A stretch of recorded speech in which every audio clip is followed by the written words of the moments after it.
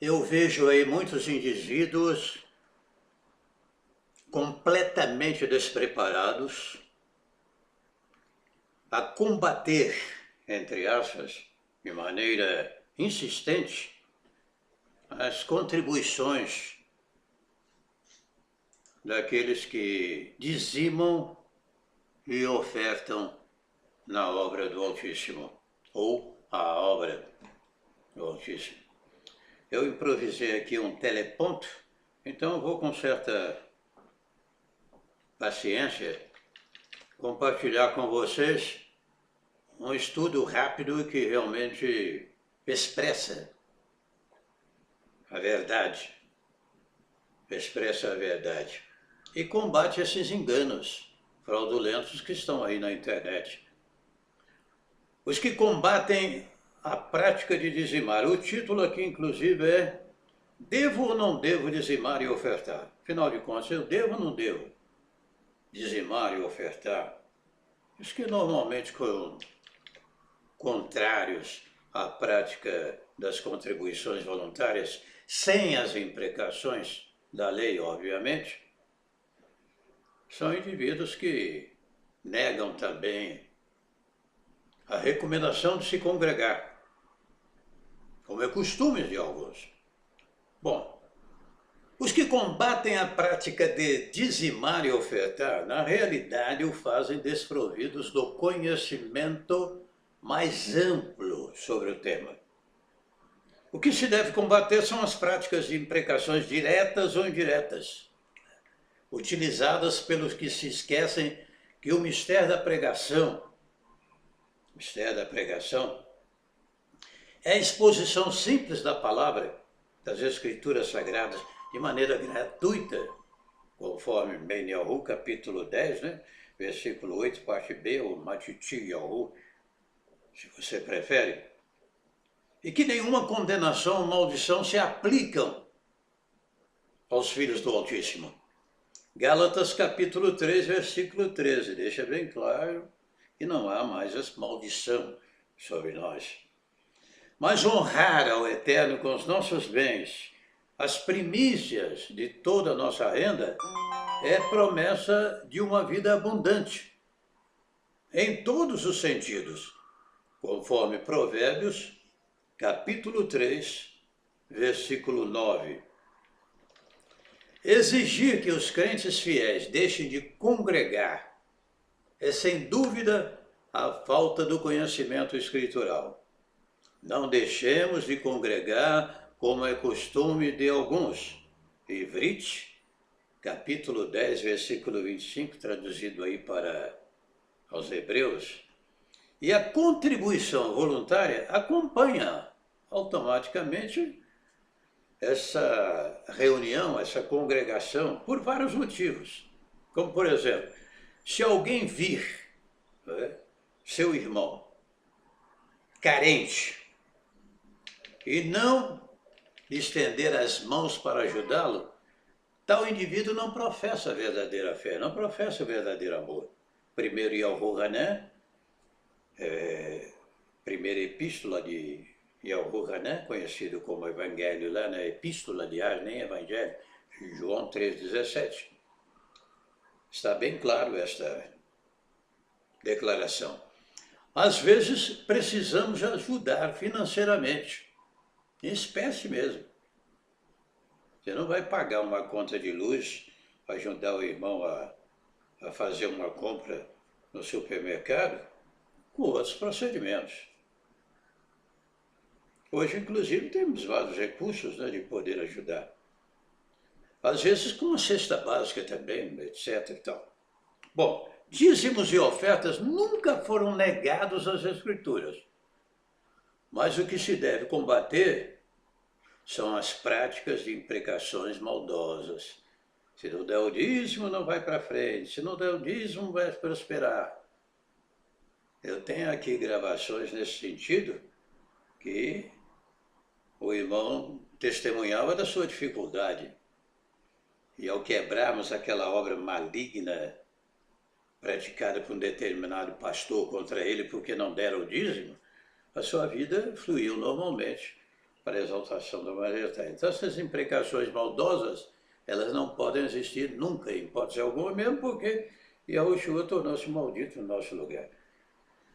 Exortando um determinado pastor sobre a prática que ele usava para arrecadar dízimos e ofertas, falei, você fica amaldiçoando os membros aqui da congregação? Aqui é assim. É uma piada, né? Bom, na sequência aqui nós acrescentamos o seguinte: dízimos e ofertas nunca foram negados nas Escrituras. Mas o que se deve combater é justamente essas práticas abusivas, né? Estratégicas de Satanás, com imprecações maliciosas. Quando preso por amor ao Evangelho, lá, a mensagem gloriosa, o emissário Shaul recebeu, principalmente da parte da congregação em Filipos, o suficiente suprimento.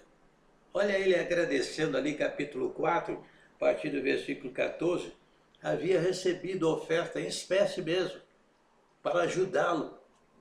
São pessoas que realmente existem, dignas de serem ajudadas e de receberem a nossa contribuição. Sem dúvida alguma, há homens sérios em todo o mundo.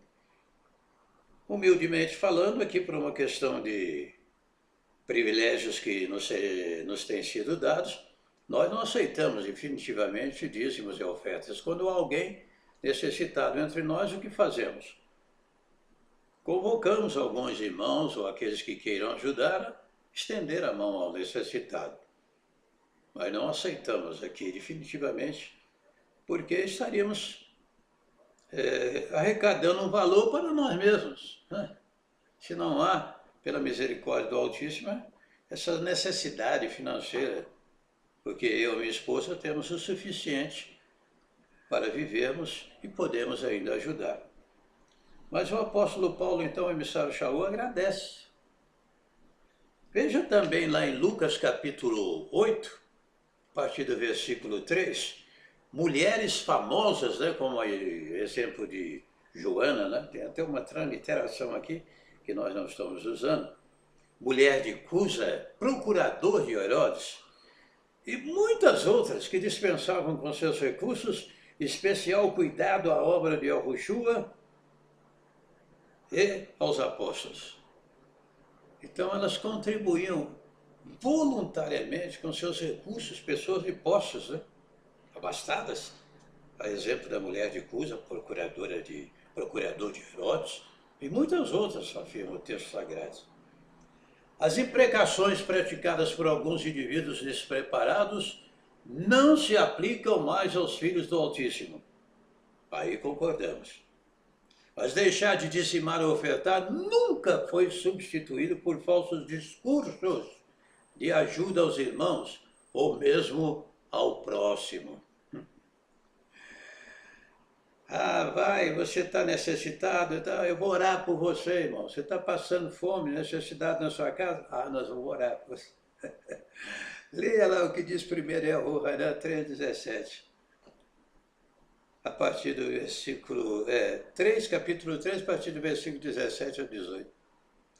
Me lembra que também ao subirem ao templo para orar, um fariseu e o outro publicano. Vocês conhecem a parábola do fariseu e publicano? Dois homens oravam, subiram ao templo, né, com o propósito de orar. Um era fariseu. Eu não sou como os demais homens, roubadores, injustos, adúlteros e perversos. Eu jejuo 2 vezes por semana e dou os dízimos, no plural, de tudo que eu ganho. E o publicano ali mal levantava sua voz: ser propício a mim, pecador, me ajuda. Diz que este saiu justificado e não aquele, né? Lucas capítulo 18, medida depois que cuidado. Se entendemos que Meniahu 23 aplica-se um comportamento da lei, e Yahushua diz 23 mesmo, vamos ver aqui.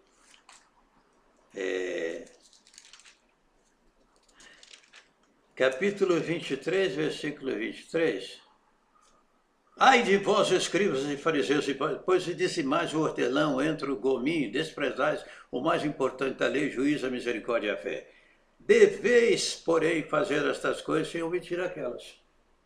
Entendeu? Deveis fazer essas coisas sem omitir aquelas.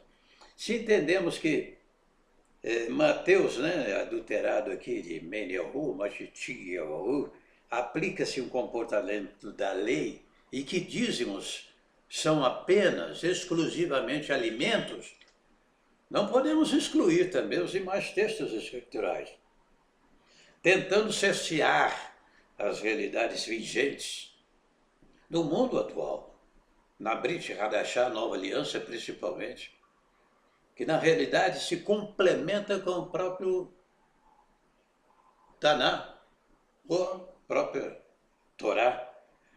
Todo avarento tem em si próprias exortações escriturais